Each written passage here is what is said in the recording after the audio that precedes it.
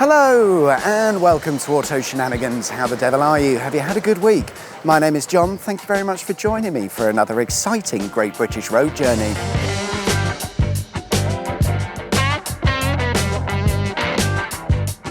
This week I'm still in the south of England exploring the county of Dorset. In the last episode we travelled from Gillingham to Bournemouth, and this week it'll be much the same, no doubt, on a journey that takes us from Swanage to Bridport. As always, to help navigate our way around, we'll be using my 1923 Michelin guidebook, period correct maps, and along the way we'll be making several stops to look at, hopefully, some interesting things. It's Dorset, there's not a lot here. In any case, we begin in Swanage, a seaside town that today isn't all that much larger than it was in the days of my guidebook when around 7,500 people lived here. Originally, it was a fishing town, but during the 17 and 1800s, various quarries began opening up and a pier was built to transport goods and bring in tourists, the latter of which still provides an income for the town today. My guidebook suggests that maybe we'd like to visit Tillyfwyn Caves, which is found to the south of the town in a place called Durlston Country Park. The set of caves are the leftovers of a stone quarry that dug out a particularly valuable type of limestone known as Purbeck stone, an example of which I'll show you a bit later. To transport the dugout stone, it was usually lowered onto barges directly below the quarry workings using a type of wooden crane known as a whim, and indeed that's where they get the name Tilly-Whim. The Tilly part refers to a former quarryman known as George Tilly, although I don't know whether that's true or not. The quarry closed in 1812 and would sit abandoned until 1887, at which point the owner of the estate and land that the quarry sits on decided to open it to the public as a tourist attraction, which is why it features in my guidebook, no doubt. Unfortunately for us, we're too late. It's now been closed to the public because, well, it's an underground quarry, they're horrifically dangerous, and this one has suffered from rockfalls and roof collapses. Well, that was a waste of a walk. You can't even get into the caves. Never mind, let's crack on, and we'll be using the A351 to get to our next destination, which hasn't changed at all since the old days, because of course it hasn't. We're in the arse end of Dorset. We're lucky to find phone reception. Our next stop is the village of Corfe Castle, and with a name like that, there best be a castle. There is a castle. The village of Corfe Castle is squeezed in alongside said castle, and interestingly, over the years the village's population seems to have decreased.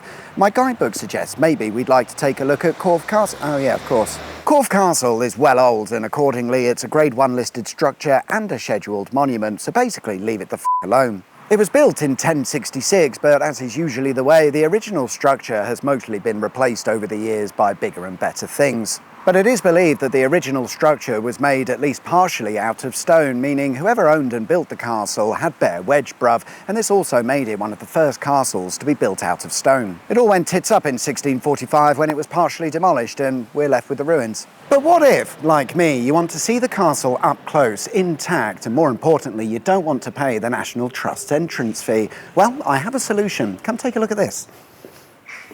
In Corfe Castle Village, you'll find Corfe Castle Model Village, where they've a model of Corfe Castle and Corfe Castle Village. This shows us what the castle used to look like, based on wild assumptions, I'd have thought. It's not just the castle, though. There's an entire model village based around what the village used to look like in 1646.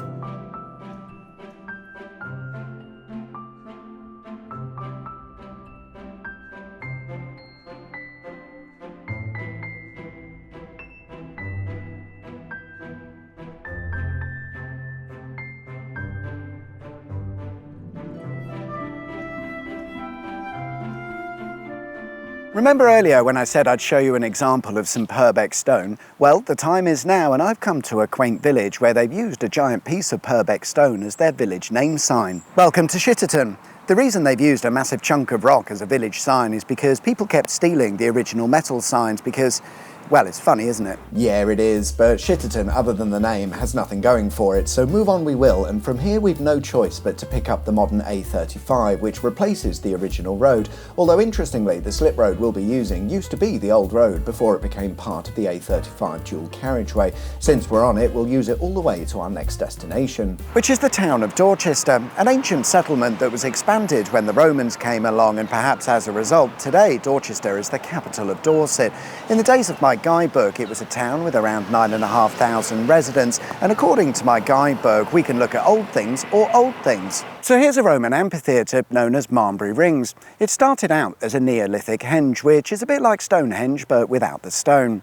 The circular layout of the land made it perfect for use as an amphitheatre, and the Romans converted it accordingly. What they perhaps wouldn't have known is that during the 17th and 18th century, the amphitheatre was used for public executions, but this fell out of fashion, and by the late 18th century, the area was used for farming. Today, the occasional open-air concert is held here, which means we could say that the site has returned to its original use as intended by the Romans. Another recommendation by my guidebook is Maiden Castle, which it suggests is the largest prehistoric hill fort in the country, with an area of 47 acres, an increase from its original size of 16. The 47-acre fort was completed in the year 450 BC, which in the days of my guidebook would have been a complete guess because nobody really bothered to look into it all that much until the 1930s, some years after my guidebook's publication, and it was really down to radiocarbon dating in the 1980s that allowed us to narrow down its age. Today, it's a hill, and it does hill things. Continuing with the old theme, we'll head out of Dorchester via the A35, which follows the route of a Roman road, until it doesn't,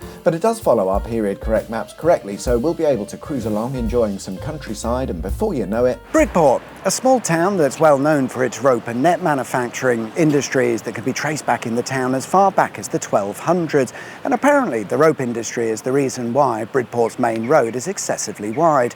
Once the ropes had been manufactured, they needed to be laid out to dry, and yeah, for that you need a lot of space, so here we are. These days you could fit a nice dual carriageway through here, I reckon. My guidebook makes note of something interesting that ultimately isn't that interesting, but I wanted to come and find it, and it says roadside stone commemorating the escape of Charles II, so it's a stone. And here it is.